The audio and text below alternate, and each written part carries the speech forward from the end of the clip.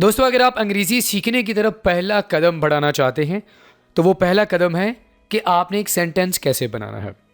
अगर आपको ये समझ आ जाता है कि एक जुमला कैसे बनाते हैं तो यकीन करें आपके लिए इंग्लिश बोलना बिल्कुल आसान हो जाएगा। तो इस कोर्स में पहले दिन की क्लास में भी हमने आपको ये सिखाया था कि आप एक सिंपल सा जुमला कैसे बना सकते हैं। आपने हमारी वो क्लास लाजमी देखनी है जिसका लिंक आपको वीडियो के नीचे डिस्क्रिप्शन में बाआसानी मिल जाएगा। तो अगर आप सिर्फ चंद दिन में जुमले बनाना सीखना चाहते हैं तो आप मेरे साथ ये वाला कोर्स लाजमी करें।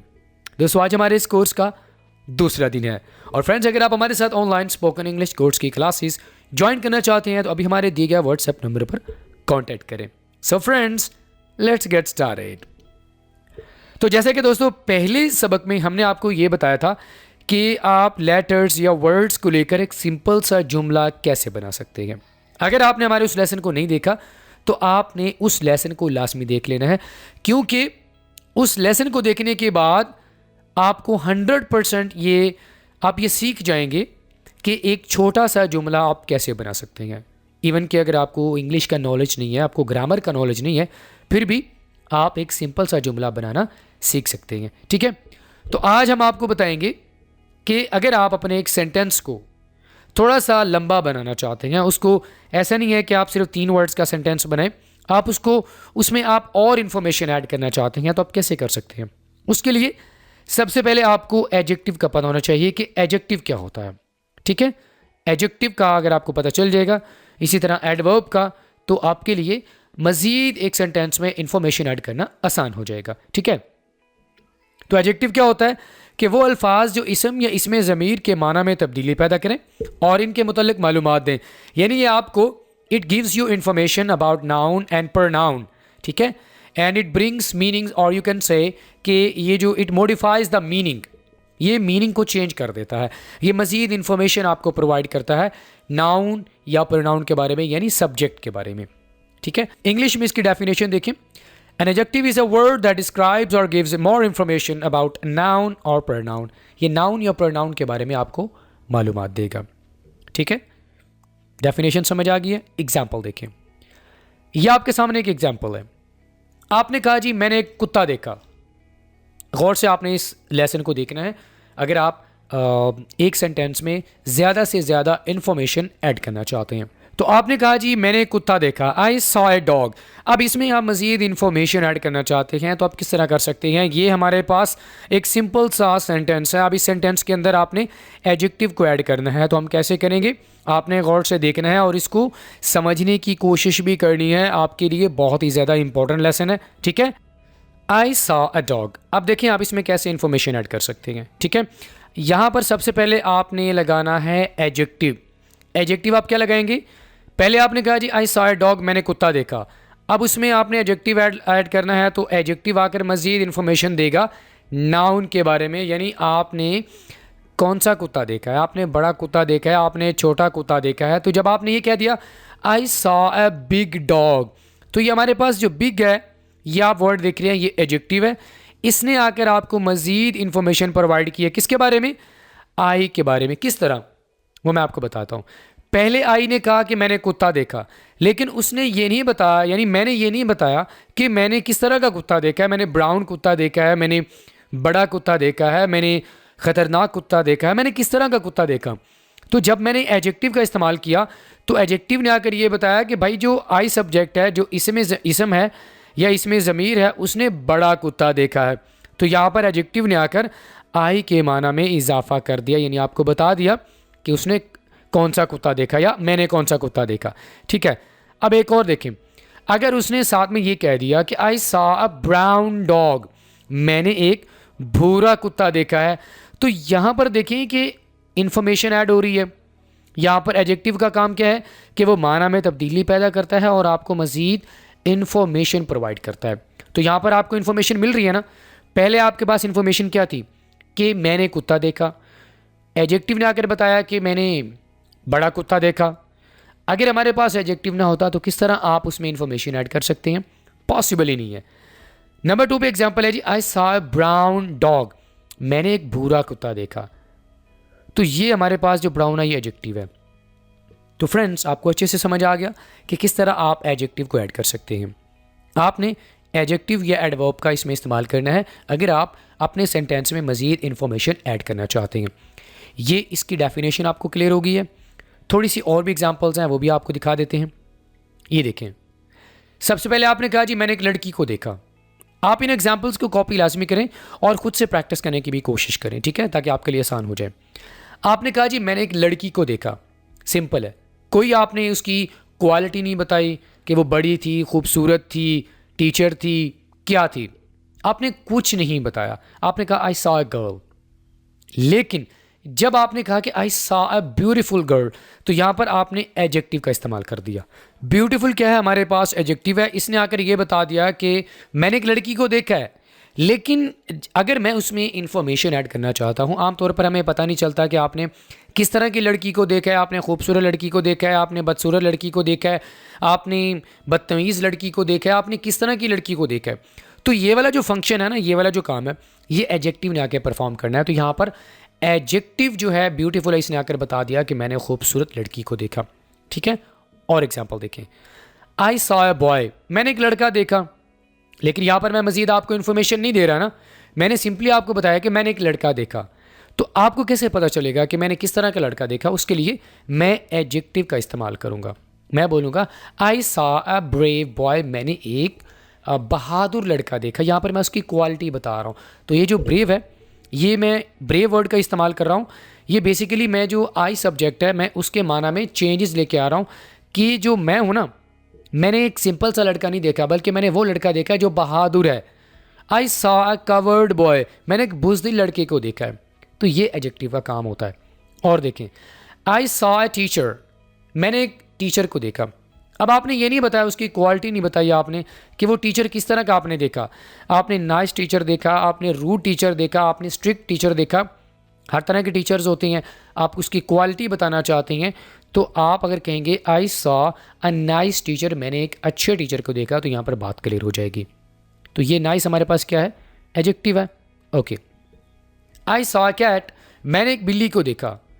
ये नहीं बताया कि आपने किस तरह की बिल्ली को देखा, मैंने किस तरह की बिल्ली को देखा। लेकिन जब यहाँ पर मैं एडजेक्टिव का इस्तेमाल करूँगा, मैंने बोला I saw an angry cat, तो बात आपको क्लियर हो जाएगी ना। क्योंकि देखिए, इंसान की बात करें, किसी चीज़ की बात करें, उसमें कोई ना कोई क्वालिटी होती है। या तो वो छोटा होगा, बड़ा होगा, गुस्सीला होगा, बदतमीज़ होगा, खूबसूरत होगा, नाइस होगा, ब्रेव होगा, कोई ना कोई क्वालिटी लाजमी होती है। तो बात समझ आ गई है। तो उस क्वालिटी को आमतौर पर हम डिस्क्राइब करना चाहते हैं, तो वो आप यूज़ करेंगे उसके लिए एडजेक्टिव। तो एडजेक्टिव का काम क्या होता है कि उसने माना में चेंजेस वो इस तरह लेके आता है। पहले आपने बोला कि मैंने एक कैट को देखा, लेकिन आपने फिर बाद में बोला कि मैंने एक गुस्से वाली कैट को देखा। तो यहाँ पर माना चेंज हो गया ना, कि आपने एंग्री कैट को देखा। तो यही तो फंक्शन होता है एडजेक्टिव का, कि ये आपको मज़ीद इंफॉर्मेशन प्रोवाइड करता है। तो ये एडजेक्टिव आपको क्लियर हो गया, ग्रेट। अब जरा दोस्तों हम बात कर लेते हैं एडवर्ब की। पहले आपको मैंने बताया कि एडजेक्टिव क्या होता है, कैसे आप उसे यूज़ करके एक सेंटेंस में मुख्तलिफ तरह की इन्फॉर्मेशन को आप ऐड कर सकते हैं। यानी एक सेंटेंस अगर छोटा है तो उसे आप लॉन्ग कैसे कर सकते हैं। अब ज़रा दोस्तों हम बात करेंगे एडवर्ब की, कि एडवर्ब क्या होता है। सबसे पहले तो हमें यह पता होना चाहिए ना कि एडवर्ब होता क्या है। सेंटेंस तो आप बाद में उसको लंबा करेंगे, उसमें इस्तेमाल करेंगे, लेकिन first of all we need to learn कि what is an adverb. Adverb क्या होता है? एडवर्ब का हम इस्तेमाल करते हैं कि वर्ब के माना को अगर आप मॉडिफाई करना चाहते हैं, वर्ब के माना में अगर आप चेंजेस लेके आना चाहते हैं, ठीक है, तो आप एडवर्ब का इस्तेमाल करते हैं। ठीक है, सिंपल सी बात है। एडजेक्टिव का काम क्या होता है कि ये नाउन या प्रोनाउन यानी सब्जेक्ट जो होता है उसके माना में चेंजेस लेके आता है, जबकि एडवर्ब जो है ये वर्ब के माना में चेंजेस लेके आता है। यानी ये इन सवालात के जवाब देगा कि कोई काम कैसे, कब, कहाँ या किस हद तक हुआ, ये भी बताता है ये। ठीक है, लेकिन यही चीज़ हमने अंडरस्टैंड करनी है कि फंक्शन क्या है दोनों का। एडजेक्टिव सब्जेक्ट के माना यानी सब्जेक्ट हुआ ना, इसम या नाउन या प्रोनाउन सब्जेक्ट हुआ, और एडवर्ब वर्ब के माना में। ठीक है, अब ज़रा इसकी ना आप डेफिनेशन देखें इंग्लिश में। An adverb is a word that describes or gives more information about a verb। या तो ये verb के माना में, मेन जो है वो verb के माना में, चेंजेस लेके आएगा, उसके बारे में आपको इन्फॉर्मेशन प्रोवाइड करेगा। एडजेक्टिव या एक और अपनी तरह का एडवर्ब होगा जिसको ये मॉडिफाई करेगा। सबसे जो मेन है वो वर्ब है। बात समझ आ गई है? एडवर्ब का काम क्या होता है कि ये वर्ब के मानों को मॉडिफाई करता है। ये आपको ये बताएगा कि कोई काम कैसे हुआ है। एग्जाम्पल देखिए, हमारे पास एक एग्जाम्पल है, शी रन्स, वो भागती है। सिंपल है ना। आगे आपने उसको एक्सप्लेन नहीं किया कि वो किस तरह भागती है, वो आहिस्ता भागती है, वो तेज़ भागती है, वो किस तरह, ये सिचुएशन आपने बिल्कुल भी नहीं बताई। तो अगर आप ये जो भागने वाली सिचुएशन है इसको आप मॉडिफाई करना चाहते हैं, यानी इसको आप बताना चाहते हैं आगे वाले को कि भागने वाला जो काम है वो किस तरह हुआ है, तो उसके लिए आपने एडवर्ब का इस्तेमाल करना है। तो आप बोलेंगे शी रन्स क्विकली। क्विकली क्या हुआ हमारे पास? एडवर्ब है। ये एडवर्ब क्यों है? क्योंकि इसने जो भागने वाला जो काम रन है इसको आकर बयान किया, इसको मज़ीद तफसील के साथ बताया कि वो किस तरह भागती है, वो तेज़ भागती है। समझ आ रही कि नहीं आ रही? एक और एग्जांपल देखें, शी रन्स स्लोली, वो किस तरह भागती है, वो आहिस्ता भागती है। ये भी कह सकते हैं she runs fast, she runs slowly. तो जब आप वर्ब के माना को चेंज करना चाहते हैं, बताना चाहते हैं कि कोई काम किस तरह हुआ है, कैसे हुआ है, कब हुआ है, तो आप एडवर्ब का इस्तेमाल करेंगे। इस तरह आप सेंटेंस में मज़ीद इन्फॉर्मेशन को ऐड कर सकते हैं। बात समझ आई है? Okay, good. अब मज़ीद इसकी ना, अब ज़रा मज़ीद इसकी कुछ एग्जाम्पल्स देखते हैं। ये देखें, शी कुक्स मील, वो खाना पकाती है। ये नहीं बताया किस तरह पकाती है, ठीक है, सिर्फ ये बताया कि वो खाना पकाती है। अब अगर आप उसके जो कुकिंग है उसको डिस्क्राइब करना चाहते हैं, बताना चाहते हैं कि वो खाना किस तरह पकाती है, आप एडवर्ब का इस्तेमाल करेंगे। आप कहेंगे शी कुक्स मील फास्ट। आपने बता दिया कि वो तेज़ खाना पकाती है। कुछ लोगों की आदत होती है कि वो आहिस्ता खाना पकाते हैं, कुछ लोग तेज़ पकाते हैं। तो ये जो वर्ड है जो ये बता रहा है कि खाना किस तरह पकाती है, आहिस्ता या तेज़, ये हमारे पास एडवर्ब है। समझ आ रहा है कि नहीं आ रहा? इस तरह हम एक सेंटेंस के अंदर इन्फॉर्मेशन को ऐड कर सकते हैं। और देखें, ही ड्राइव्स द कार, वो कार चलाता है। अब आपको पता होगा कि हर बंदे की नेचर डिफरेंट होती है, गाड़ी चलाने का तरीका हर किसी का अलग अलग होता है। कुछ लोग तेज़ी के साथ चलाते हैं, कुछ लोग आहिस्ता चलाते हैं, कुछ लोग दरमियान में गाड़ी को चलाते हैं, कुछ लोग बेहतियाती के साथ चलाते हैं। तो ये आपको नहीं पता ना कि वो गाड़ी कार को किस तरह चलाता है, तो हमें एडवर्ब चाहिए। तो यहां पर हम एडवर्ब का इस्तेमाल करेंगे। हम बोलेंगे ही ड्राइव्स द कार केयरफुली। जब आपने केयरफुली लगा दिया तो आपका जो मतलब है वो पूरा हो गया। आपने वाज़े बता दिया कि वो गाड़ी किस तरह चलाता है। ही ड्राइव्स द कार केयरफुली, ठीक है ना? ओके, आई ईट मील, मैं खाना खाता हूँ। मैंने ये नहीं बताया कि मैं किस तरह खाना खाता हूँ। कुछ लोग तेज़ खाना खाते हैं, कुछ लोग आहिस्ता खाते हैं, कुछ लोग डिसेंटली खाते हैं, कुछ लोग, हर किसी की अपनी अपनी नेचर होती है। जब आपने बताया कि आई ईट मील स्लोली, तो आपने जो अपना वर्ब है यानी जो खाने वाला जो काम है, आपने इसको बता दिया कि मैं खाना किस तरह खाता हूँ, ठीक है। ही राइट्स, वो लिखता है। ये नहीं बताया वो किस तरह लिखता है। जब आप एडवर्ब का इस्तेमाल करेंगे तो समझ आ जाएगी कि वो तेज़ी के साथ लिखता है। हर किसी की अलग अलग नेचर होती है ना हर काम को करने की, तो वो काम किस तरह होता है उसको अगर आप डिस्क्राइब करना चाहते हैं तो आप बोलेंगे ही राइट्स क्विकली। तो दोस्तों आपको समझ आ गया एडजेक्टिव वर्सेस एडवर्ब क्या होता है, किस तरह आप एडजेक्टिव या एडवर्ब का यूज़ करके एक सेंटेंस अगर छोटा सा होता है उसमें आप कैसे मज़ीद इन्फॉर्मेशन ऐड कर सकते हैं। और ये बहुत ज़रूरी होता है। हमें अक्सर बातें समझ नहीं आती। क्यों समझ नहीं आती? क्योंकि हम आगे वाले को पूरी इन्फॉर्मेशन नहीं देते। तो हमें लाजमी पूरी इन्फॉर्मेशन देनी है, तो इस तरह आप इन्फॉर्मेशन दे सकते हैं, ठीक है। अब अक्सर ये होता है कि हम इन ऑन ऐड का इस्तेमाल भी कर रहे होते हैं। सेंटेंसेस को मज़ीद लंबा बनाने के लिए हम इन का इस्तेमाल करते हैं, ऑन का इस्तेमाल करते हैं या ऐड का इस्तेमाल करते हैं। ये सबसे पहले हमारे पास ऑन की एग्जांपल है, the book is on the table. अब ऑन का माना होता है पर, ऑन का माना क्या होता है? पर। ऐड का माना भी पर होता है। तो डिफरेंस क्या हुआ? डिफरेंस है ऑन तब होगा जब आपको ये देखें टेबल के ऊपर कोई चीज़ ऊपर पड़ी है तो ये ऑन है। बात समझ आ रही कि नहीं आ रही? कोई एक चीज़ किसी दूसरी चीज़ के ऊपर पड़ी होगी तो हम ऑन का इस्तेमाल करेंगे। जैसे कि मैं कह सकता हूँ कि मैं छत पर हूँ, I am on the surface, sorry I am on the roof, मैं छत पर हूँ, तो आप ऑन का इस्तेमाल करेंगे। बहरहाल इस तरह भी आप इन प्रैपोजिशंस का इस्तेमाल करके, ये जो 3 कॉमनली यूज प्रैपोजिशंस हैं, इनको यूज़ करके भी आप अपने सेंटेंसेस को लंबा बना सकते हैं, थोड़ा सा खींच सकते हैं। The cat is in the box, बिल्ली बॉक्स के अंदर है, ये देखिए अंदर बैठी हुई है। The cat is in the box. ठीक है, समझ आ रहा है कि नहीं आ रहा? कोई भी चीज़ अंदर पड़ी हुई है, अलमारी के अंदर पड़ी हुई है, ड्रॉर के अंदर पड़ी हुई है, या वो कमरे में पड़ी हुई है, गाड़ी में पड़ी हुई है, तो आप इनका इस्तेमाल करेंगे। She is hard at work, मैं काम पर हूँ, इसका माना भी एट होता है। ख़ास जगह बतानी हो आपने, at the mall, at the market, at the office, तो आप एट का इस्तेमाल करेंगे।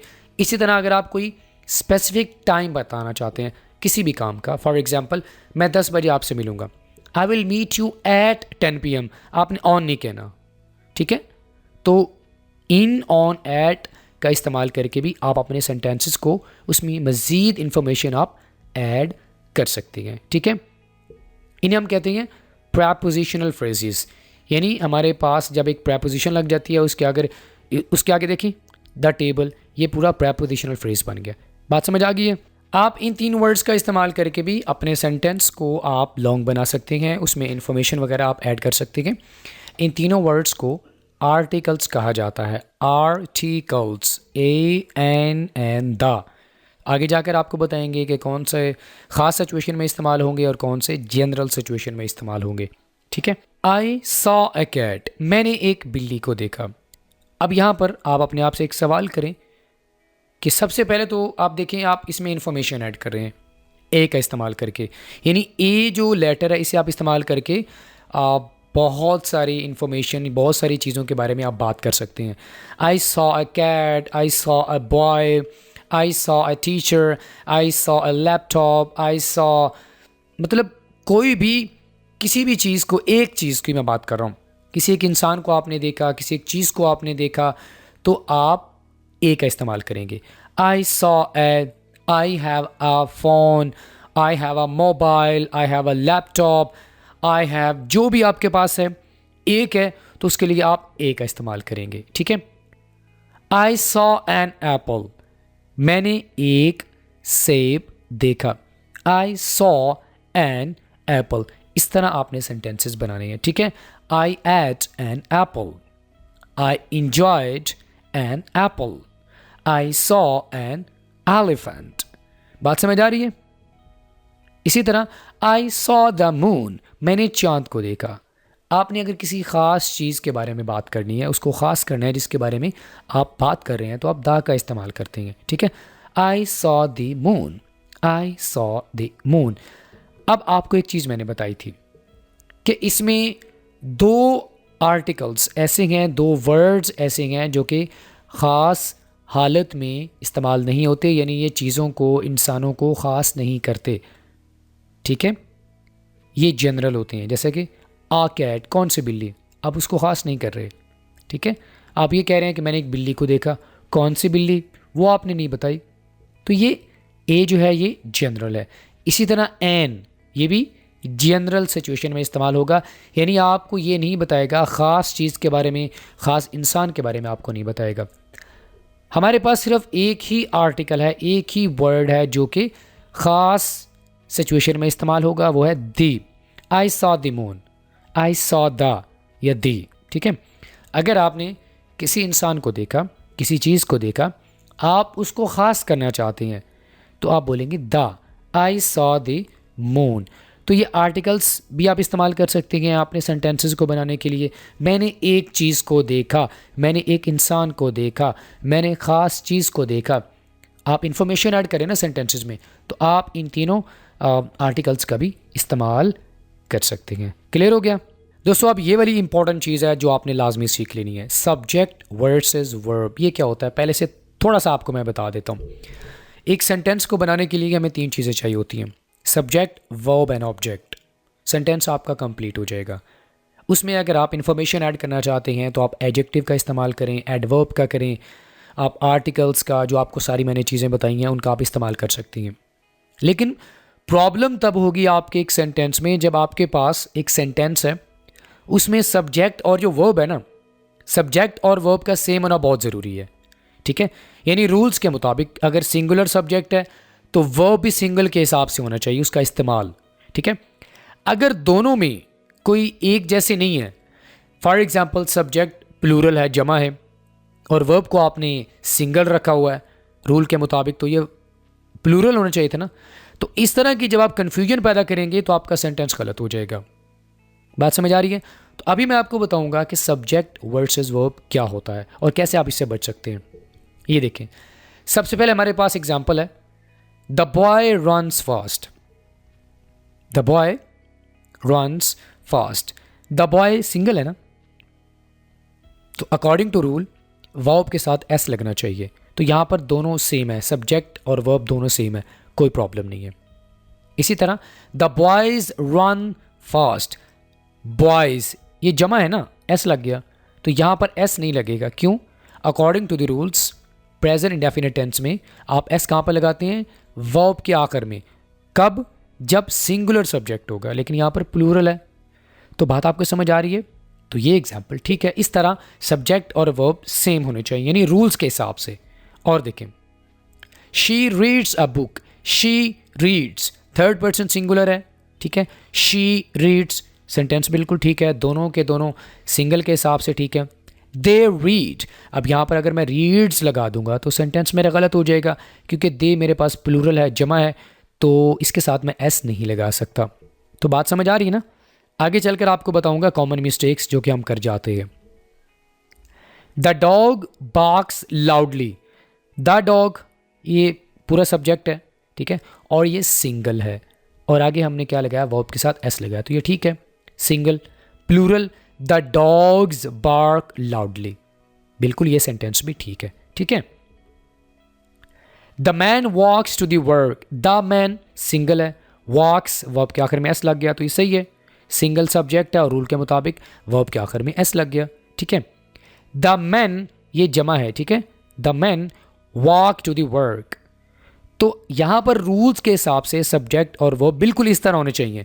अगर सब्जेक्ट आपका सिंगल है तो आगे जो वर्ब आप इस्तेमाल कर रहे हैं वो आपने उसी रूल के मुताबिक उनको इस्तेमाल करना है।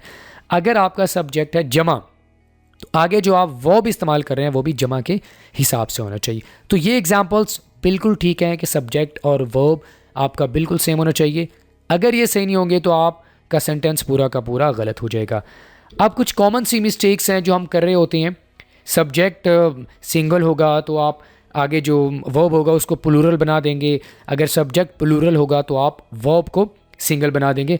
अब ज़रा वो मिस्टेक्स को हम देख लेते हैं, ठीक है। सबसे पहले कॉमन मिस्टेक ये देखें, the boy walk to the school. आप ज़रा ऑब्जर्व करें कि जो हमारे पास सब्जेक्ट है ये द बॉय सिंगल है या जमा है, तो आपके माइंड में फ़ौरन आएगा कि सर ये तो सिंगल है। अगर ये सब्जेक्ट सिंगल है तो अकॉर्डिंग टू द रूल्स जो वॉक हमारे पास वर्ब है उसके आखिर में एस होना चाहिए, क्योंकि प्रेजेंट इंडेफिनिट टेंस में हमारे पास जो वर्ब होता है उसके आखिर में हम एस का इजाफा करती हैं अगर थर्ड पर्सन की बात हो रही हो, ठीक है। तो यहाँ पर क्या होना चाहिए था? The boy walks to the school, तो ये करेक्ट सेंटेंस है। बात समझ आ गई है? The boy walks to the school. यही सिचुएशंस है जो आपने लाजमी अंडरस्टैंड करनी है कि सब्जेक्ट और वर्ब का आपस में एग्रीमेंट होना चाहिए, यानी सब्जेक्ट और आपस जो है ना वर्ब आपस में उनके रूल्स के हिसाब से बिल्कुल सेम होना चाहिए। ये ना हो कि एक सिंगल हो और दूसरा प्लूरल हो। ये एक और मिस्टेक देखें, the dogs runs fast. The dogs, अब ये आखिर में मैंने एस लगा दिया तो ये डॉग तो नहीं रहा, ये तो मतलब ये सिंगल तो नहीं रहा ना, ये तो जमा बन गया, तो ये हो गया द डॉग्स। तो वर्ब के आखिर में एस नहीं होना चाहिए, लेकिन यहाँ पर इसके आखिर में एस लगा हुआ है जो कि गलती है।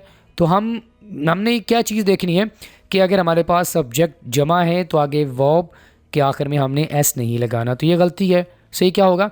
द डॉग्स रन फास्ट, यानी ये देखें सब्जेक्ट और वर्ब बिल्कुल सेम हो गया अकॉर्डिंग टू द रूल।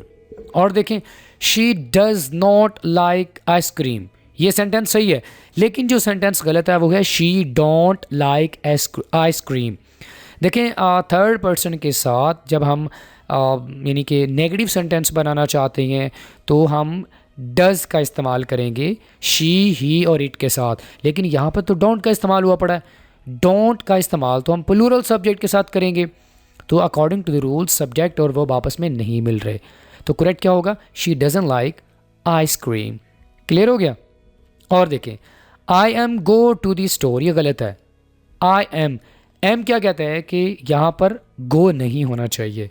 ये वर्ब और सब्जेक्ट आपस में इसमें कोई मेल जोल नहीं है, तो क्या होना चाहिए? I am going to the store, going होना चाहिए। तो बात समझ आ रही ना, सब्जेक्ट और वर्ब कैसे सेम होने चाहिए। एक और एग्जांपल देखें, the teacher explain the lesson. The teacher third person है, ये हमारे पास वर्ब है, इसके आखिर में एस नहीं लगा हुआ, तो ये सेंटेंस गलत है। गलत हुआ ना, सब्जेक्ट और वर्ब आपस में सेम नहीं हो रहे, तो सही क्या होगा? The teacher explains the lesson. Friends, आपको अच्छे से समझ आ गया किस तरह सब्जेक्ट और वर्ब का आपस में एग्रीमेंट होना चाहिए।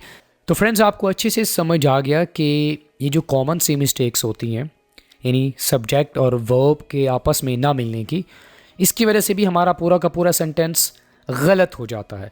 तो हमें इस चीज़ को भी अंडरस्टैंड करना है, हमें रूल्स को याद करना पड़ेगा। रूल्स क्या होंगे कि अगर सिंगल सब्जेक्ट होगा उसके लिए आपको टेंसेस को देखना पड़ेगा, ठीक है, कि अगर सिंगल सब्जेक्ट होगा तो उसके साथ हमने वर्ब के आखिर में एस लगाना है। अगर प्लूरल होगा सब्जेक्ट तो वर्ब के आखिर में हमने एस नहीं लगाना। तो ये होती है सब्जेक्ट वर्ब एग्रीमेंट। तो आई होप आपको अच्छे से समझ आ गया होगा। अब दोस्तों, चूँकि आपने हमारे लेसन को पूरा देख लिया है, तो अब आपने क्या करना है? आपने प्रैक्टिस को अटैम्प्ट करना है। ये आपके सामने एग्जाम्पल्स हैं, सेंटेंसेस हैं। The dog barked, she walked, he ran, I ate, they played, the cat slept. आपने क्या करना है? आपको याद होगा शुरू में मैंने आपको बताया था किस तरह आप एडजेक्टिव या एडवर्ब का इस्तेमाल कर सकते हैं, ठीक है। तो यहाँ पर आपने एडजेक्टिव और एडवर्ब को आपने ऐड करके आपने प्रैक्टिस को अटेम्प्ट करना है, ठीक है। आपको मैंने बता दिया है, कुत्ता भौंका, कौन सा कुत्ता भौंका, वो चली, कैसे चली। तो ये आपने अपने माइंड में अगर आपने अच्छे से सीख लिया तो ईजिली आप इस प्रैक्टिस को अटेम्प्ट कर लेंगे, ठीक है। प्रैक्टिस अटेम्प्ट करने के बाद कमेंट बॉक्स में सेंड कर सकते हैं, मजीद आप व्हाट्सएप पर भी सेंड कर सकते हैं, हम आपके प्रैक्टिस को लाजमी चेक करेंगे। इसी के साथ ही दोस्तों, हमारी क्लास नंबर 2 यहीं पे मुकम्मल हुई। I will see you in the next video lesson. Till then, अल्लाह हाफिज़।